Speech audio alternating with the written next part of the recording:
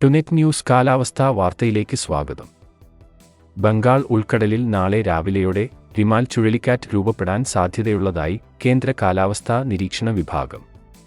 മധ്യ-പടിഞ്ഞാറൻ ബംഗാൾ ഉൾക്കടലിലെ ശക്തി കൂടിയ ന്യൂനമർദ്ദം മധ്യബംഗാൾ ഉൾക്കടലിൽ തീവ്ര ന്യൂനമർദ്ദമായി ശക്തി പ്രാപിച്ചതായി കേന്ദ്ര കാലാവസ്ഥാ നിരീക്ഷണ വിഭാഗം അറിയിച്ചു. ഈ തീവ്ര ന്യൂനമർദ്ദമാണ് നാളെ രാവിലെയോടെ മധ്യകിഴക്കൻ ബംഗാൾ ഉൾക്കടലിൽ ചുഴലിക്കാറ്റായി മാറുക. തുടർന്ന് നാളെ വൈകുന്നേരത്തോടെ വീണ്ടും ശക്തി പ്രാപിക്കുന്ന റിമാൽ തീവ്ര ചുഴലിക്കാറ്റായി മാറാൻ സാധ്യതയുണ്ടെന്നും കാലാവസ്ഥാ നിരീക്ഷണ വിഭാഗം അറിയിക്കുന്നു. റിമാൽ തീവ്ര ചുഴലിക്കാറ്റായ ശേഷം ഞായറാഴ്ച രാത്രിയോടെ ബംഗ്ലാദേശ്, സമീപ പശ്ചിമ ബംഗാൾ തീരത്ത് സാഗർ ദ്വീപിനും കെപ്പുപാറയ്ക്കും ഇടയിലായി കരയിൽ പ്രവേശിക്കാൻ സാധ്യതയുണ്ടെന്ന് കാലാവസ്ഥാ വിഭാഗം മുന്നറിയിപ്പ് നൽകുന്നു. അതേസമയം കേരളത്തിൽ കാലവർഷ മുന്നോടിയായുള്ള മഴ ഇന്നും ശക്തമായി തുടരും. തെക്കുകിഴക്കൻ അറബിക്കടലിൽ കേരള തീരത്തിന് സമീപത്തായി ഒരു ന്യൂനമർദ്ദം രൂപപ്പെട്ടിട്ടുണ്ട്.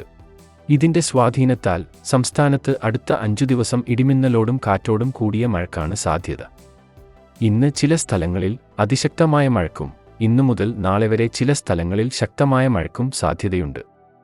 ഇന്ന് പത്തനംതിട്ട, ആലപ്പുഴ, കോട്ടയം, എറണാകുളം, ഇടുക്കി, കോഴിക്കോട്, കണ്ണൂർ ജില്ലകളിൽ ഓറഞ്ച് അലർട്ടും മറ്റു ജില്ലകളിൽ യെല്ലോ അലർട്ടും പ്രഖ്യാപിച്ചിട്ടുണ്ട്. കാലാവസ്ഥാ വാർത്തകൾ കൃത്യമായി ലഭിക്കാൻ ചാനൽ സബ്സ്ക്രൈബ് ചെയ്യുക. നന്ദി.